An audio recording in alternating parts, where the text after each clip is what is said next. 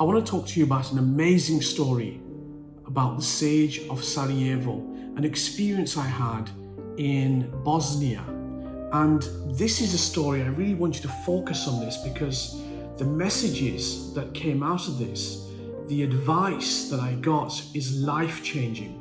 And I want you to use it and to understand it and apply it. Traveling in Bosnia a few years back, I was climbing mountains, I was going through Bosnia, really enjoying it. And there was a period where, as I was climbing these hills almost in Bosnia, it got quite dark and nightfall was happening. And I thought, oh my God, how am I going to get back down? I remember being on the top of Sarajevo, looking down towards the graveyard. There's a beautiful graveyard in Sarajevo.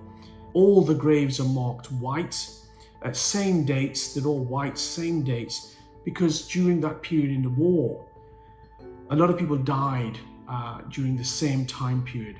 A horrendous genocide in Bosnia. But anyway, I was on this hill looking down and I was trying to get down, night was falling. And as I was there, a chap pulled up in a car on the hill, and he looked at me, I looked at him, and he spoke to me and he said, "Hello, how are you?" And I looked at him and thought, who's this? He was a chap in a car, and a fairly big guy. He's somewhat intimidating at first. He said, "How are you?" I said, I'm very well, thank you. And he said, "What are you doing?" And I said, "I'm just traveling." And we had a conversation. And as we spoke deeper on this hill about spirituality, about life, as the conversations normally go, he turned to me and said, "Would you like to meet my teacher? He's a very wise man, very knowledgeable man." And I looked at him and said, yes, but I was hesitant. And he said, "Well, we can go now and we can go and see him." And in that spirit of travel, I sort of agreed to it and I said, yes, why not? And as I came into his car, we drove down the mountain. Well, I don't want to call it a mountain, but a hill. We drove down this hill. He parked up somewhere beside the graveyard that we were looking down towards. And as he stopped, he sort of indicated to his left and said, go in that door. I thought, okay. Anyway, I got out of the car, and as I approached the door, it was sort of an archway, one of those wooden large doors. And it just looked like a door in a wall which was just placed there. And, I sort of hesitantly opened the door and went in. And as I entered in, I realized that there wasn't much light. And we're talking now, it was around 9 p.m. or around that. It was getting dark. So I turned to the door on my left, and as I opened it, again, I almost felt like I was transported into some sort of medieval library of sorts, because I remember, if my memory serves me correctly, I walked in, I could see that the room was covered in books, absolutely covered. So my mind started to wander, and I was sort of conjuring these ideas of this wise, saint-like sage figure. And as I was scanning the room, my eye caught a glance of a figure sort of in a distant corner, and I thought, who's that? It was a figure of a man. And, he wasn't this figure that I thought he would be, a sort of a Master Yoda, a sage draped in sort of a cloth and looking very wisely. No, it was a handsome man with almost blonde hair and a blonde beard. Very handsome chap, almost Viking-like. And I remember seeing him. He was perched on this wooden desk. Well, I say wooden desk, but it was a wooden slab. And he was perched on there. And then he had no legs.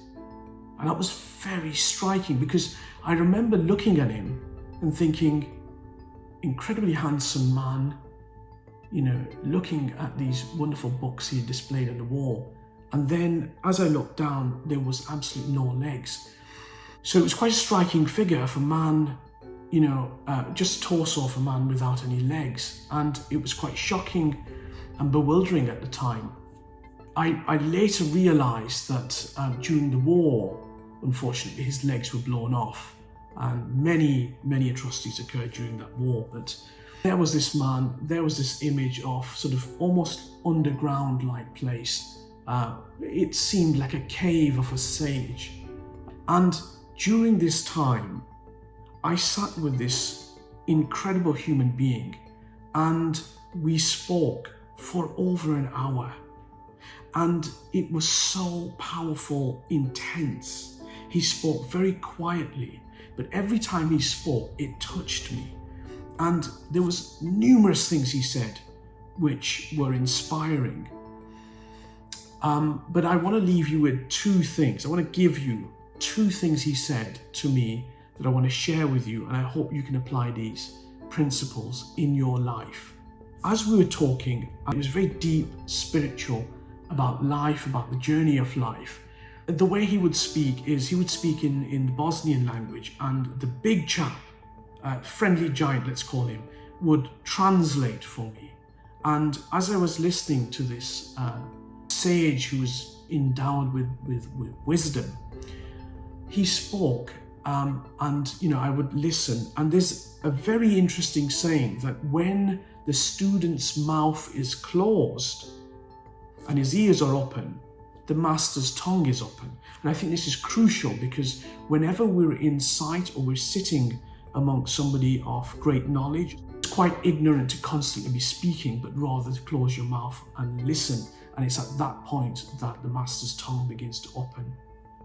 Anyway, I was there. I remember expressing a deep fondness for the Mevlana and Rumi and his literature, and the Masnavi in particular. And as I was expressing this deep love for this literature of 13th century allegorical literature in particular, I realized there was some sort of interaction where he was understanding my position, or where I'd come from.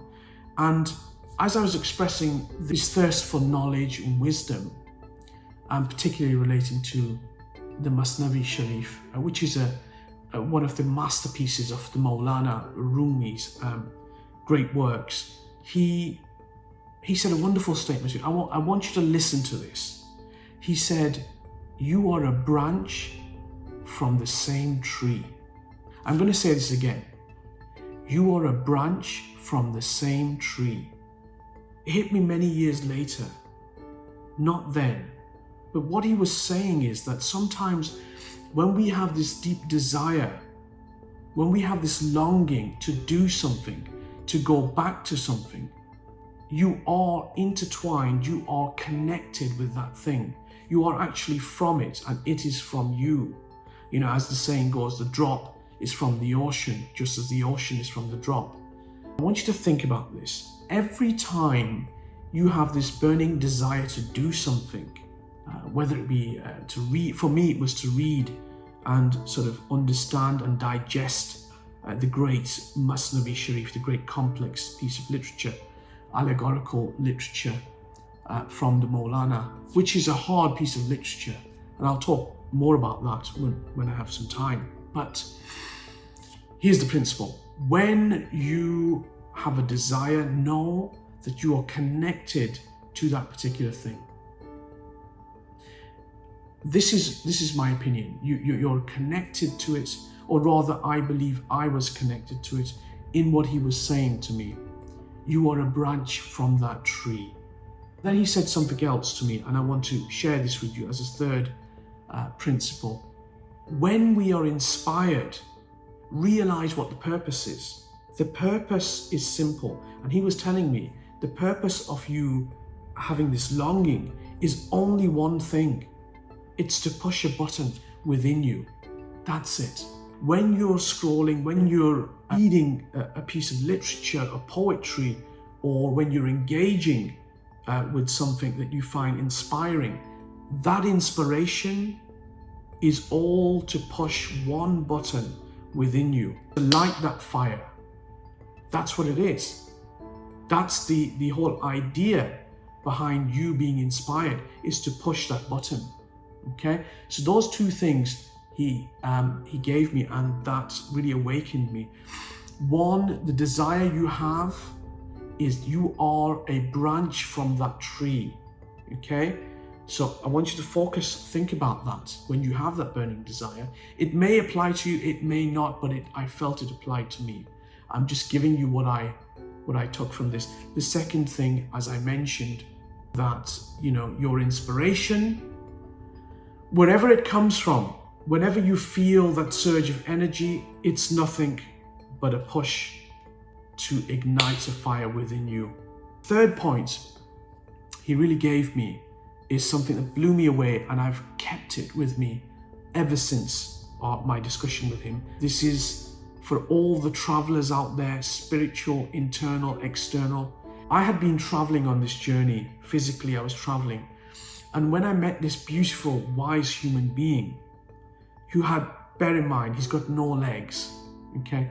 And he turned to me and looked at me and said, Usman, travel for one day is like you have learnt for 70 days. I'm going to say that again. I really want you to take that in. To travel for one day is like you have learnt for 70 days. It hit me hard, but I didn't understand it at the time. I was thinking, it's magnificent, beautiful, I feel it, but what does it mean? And many years later, it unfolded for me. I began to realize it. But before I go into that, let's look at the person saying this. A beautiful, wise sage with no legs who's talking about travel. And he's talking about travel in terms of knowledge. 70 days. Learned for 70 days. So what does that mean? Well, there are ways to travel. I'm going to talk about that in another video if you want it, but there are ways to travel. One of the ways of traveling, which most human beings do, is book a flight, go on a wonderful city break or a country break, get a beautiful hotel or a villa, 5-star pool, have some food, walk and see the sights, take lots of pictures, back to the hotel and sleep, and that's your journey. The other way is to travel, meet people, local people, eat local food, travel with local people, sit with local people, and basically engage with their culture, learn from them. And I've done this throughout the world when I've traveled. I've been very blessed to have done this. When he's saying to travel for one day is to have learnt for 70 days, what that means is that all your experiences of moving and traveling one country to another, learning from people. I've spent time in remote islands, living by myself. I've lived in deserts. I've traveled throughout China alone. Everywhere I've gone is been alone with a backpack, learning from people, meeting people. And when you travel like that, when you're a traveler externally with all your senses open, with a sense of adventure, almost like Ibn Battuta and Marco Polo, who, wrote about their journeys across the world. And when they would travel, it wasn't just a travel about, I'm, going to do this, do that, and come home. No, they were learning so much, listening to the language, looking how the people interacted, absorbing the smells, the sights. Everything was open. And coming from a legal background with 2-3 degrees at the top universities in England, and having read numerous books, I've always been fascinated with acquiring knowledge. So when he said this statement, to travel for one day is to have learnt for 70 days, it hit me hard. But I want to say this to you, it's not about traveling as in taking a hotel, but it's about experiencing a culture, experiencing a people. And I would love for you to do that, because I think that's how we grow. In the past, it was well-known English saying, he's traveled widely and he's read widely. It was often a case of traveling widely and read widely. But I think now we don't read widely enough, and unfortunately, we don't travel widely enough. So that was the Sage of Sarajevo. That was my experience with him. And let's take these maxims, these sayings, these principles, and let's try to make them real so you can apply them in your life. First thing, the passion, the desire you have, this energy towards a particular thing, you are a branch of that particular thing that is calling you. You're a part of that calling. Number one. Number two, whenever you're inspired or you feel that inspiration, I mean, this is what I'm getting, but not what he said.